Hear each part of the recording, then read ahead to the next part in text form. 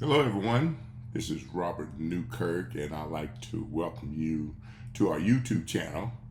And welcome to another episode of Budgeting in Three Dimensions.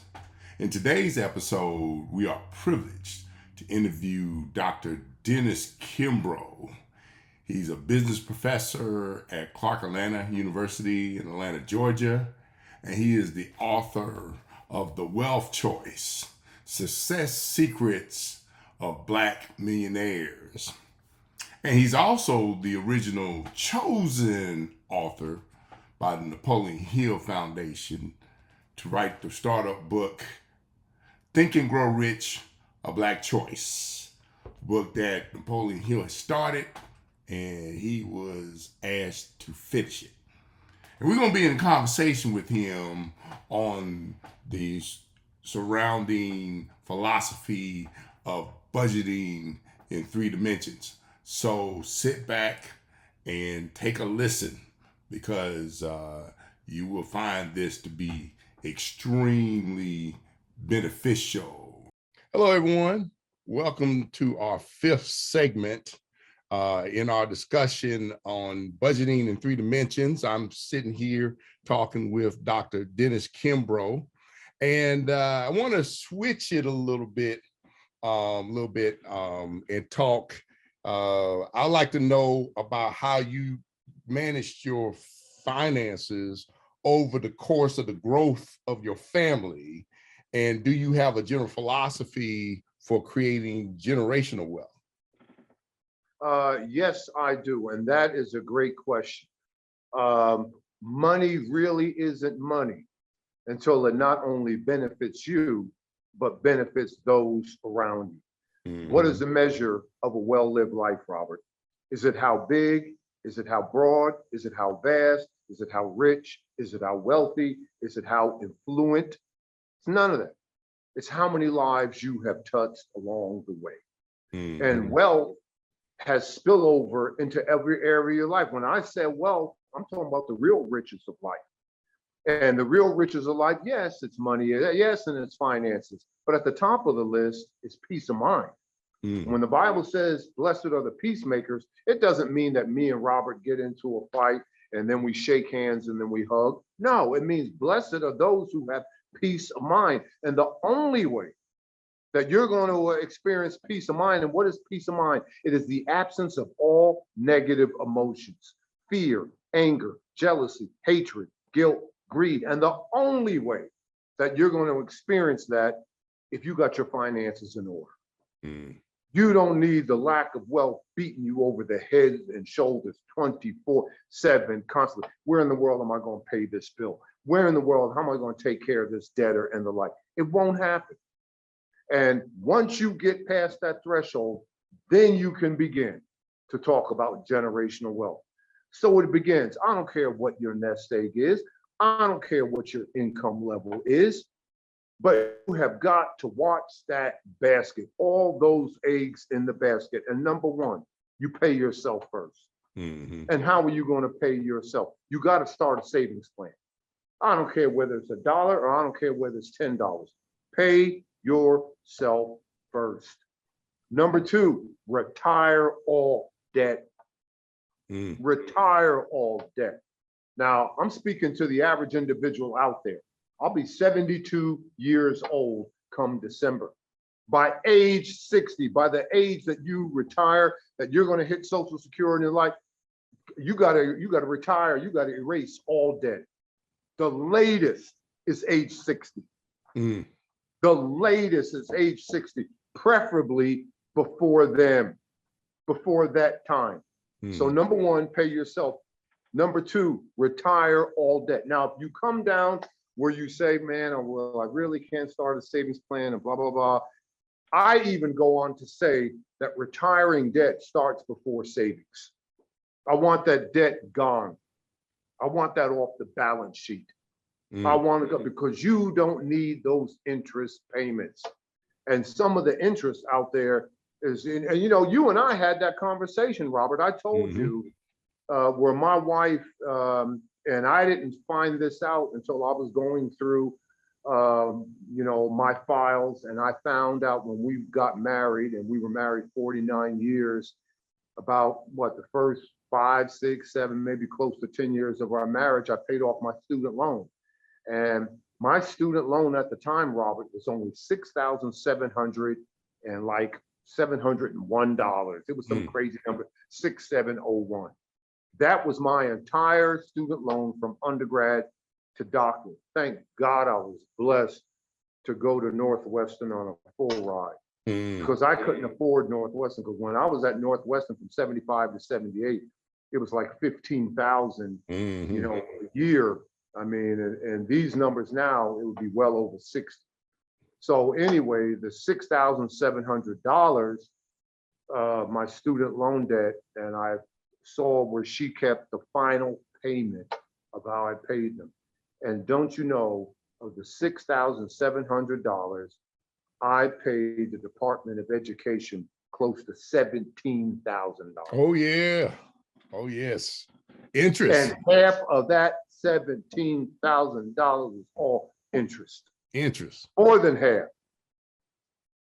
More than half. And I recently saw, 4 days ago in USA Today, one individual had student loan debt of $84,000. And the Department of Education was telling this individual, well, just pay the minimum payment. And where this child is now in the early 20s, they calculated that after age 60 or 70, this child would still owe $80,000+ on that student loan if they just paid the minimum. In other words, would never pay it off. Never pay it off. Never. Never take an iota off on the principal, all interest. Yep, I have. Go ahead. I have a friend of mine that graduated from Stanford Law School, and she said that I could make mention of this, and that she graduated from Stanford Law School, had those loans, but didn't really know much about financing that department. And she said she has turned 50 and was just paying off those student loans. 30 years of just because of not being aware of the interest rates and everything that goes on, and how amortization schedules work and all that kind of stuff. And that's one reason why in the course I make mention of it specifically, so people can strategize how to get out of debt, so that when it comes 60, like you said, you need to be rid of all that debt. You don't need that stuff still piling on top. So, without a doubt. And when you look at it in the clear light of day, Robert, it is easier to pay off a mortgage than it is student loan debt. Yep. Absolutely. Infinitely easier. Our mortgage was paid off, 10 years ago? Infinitely easier. And that's what I tell my students. I said, I'm glad you're in my classes and everything, but I don't need to see you if you're, this is making you, or this is going to cause you to be inundated with student loan debt. You don't need this. So that is an issue. So number one, retire all debt. Number two, get and organize some type of savings plan. I don't care, money market, mutual fund, Vanguard, whatever. And people ask me all the time, how do you start? Well, the products and services that you use right now that you know something about. Now, you just in a previous segment talked about the buying habits of African Americans. Okay, go ahead and buy stock in Nike. Go ahead and buy stock in Apple. I mean, you're already using the products, you're using the service, you know something about that. That may be your window of opportunity. And then you go ahead and look at it. I mean, if you want to do bonds, okay, when you think of a bond, you think of loaning your money to somebody. Okay, when you think of a mutual fund, you think about owning it. In terms of, now you're a stakeholder and you're a shareholder in a company. But go ahead and get some type of retirement plan where that money is just taken off the top and you don't even see it and don't have to worry about it. Absolutely. Now, one thing I want to point out is that you and I have a common bond in the fact that we both have 3 daughters that we have had to take care of over the course of the year. And now that your daughters have all graduated from college, Yep. all have degrees, all Yep. on their own families and so Yep. forth. Homeowners. That's right. That's right. As a father, and I Yep. want to put out that as a father in that position, what is the one philosophy that you instilled in them while they were growing up that has made them successful with the respective crafts as an adult? I tell them all the time, I want my grandchildren raised the same way that you were raised. You know, and my wife and I had one dream, one vision. Okay, we got married. We were seniors when we got married by Justice of the Peace. We were seniors in college. And when it came to college and financing our collegiate education, both of us climbed the rough side of the mountain. And we said that we get married, we have children, we're not going to do it this way. Go ahead and start planning for them and pay off their college and blah, blah, blah. Did not want them to be inundated with student loan debt. And we did that for all three. I was blessed, you know, out of my pocket, blah, blah, blah. And I got three daughters, all of them college educated. Two of them have advanced degrees. One has a doctorate. The other one was in a doctoral program, and she took a pause for the cause after she got her master's, and she got to go in and complete that. But I tell them all the time, the same way they benefited from that, now you have got to pass that baton on to the next generation. Everything that you learned along the way, every blessing that you've been blessed with along the way, you got to pay it forward. And that's what I'm expecting you to do. Okay. I appreciate that. I appreciate that. And I'll add one thing that I decided to have as far as my daughter's concerned, make sure that they learn the second language at an early age so that they could expand their horizons on a global aspect instead of just being in the local Without neighborhood. A doubt. I like that. I got to Yes, absolutely. And see, Robert, you are in my class. Let me turn this around so everybody can see. Now, the reason why I am showing you that is because when my youngest daughter, she attended Spelman, as you know, and we would place money into her account on a monthly basis. And she would still find a way to walk over from Spelman into my classroom to hit me up for money. Oh, specifically to hit you up for money. To hit me up for money. And I would say, Mackenzie, you're interrupting my class. Go away. Get out of my classroom. You're disturbing my class. And she would say, okay, Dad, don't worry. I'm going to leave in 1 second. I'm 1 second. You got a 10, you got a 20. We place money in your account. Leave me alone. Get out of here. Go away. Wow. And she would come over with her little Spelman crew. And man, wow. And I would go home and I would tell my wife, I said, Pat, you owe me $25. Oh, you $25 for what? I had to give 25. I placed money in her account. That's you. I'm not giving you 25. So, interesting sidebar. She had to learn the process like everybody else had to learn. Absolutely, absolutely. And now that you say that, maybe that's one reason why I told my daughters they had to get out of state to go to school. Yeah, there you go. They can't come around the corner and ask for a 20.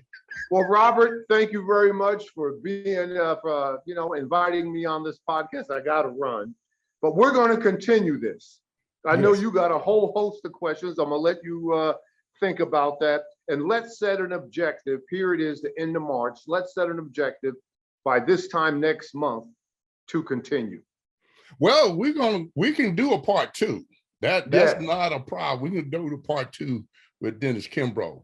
And so, yes, we are going to conclude our segment for today, Budgeting in Three Dimensions. I am so excited to have been able to have this conversation with Dr. Dennis Kimbro. And by all means, go to his website and go to Amazon and purchase his latest one, The Wealth Choice, Success Secrets of Black Millionaires.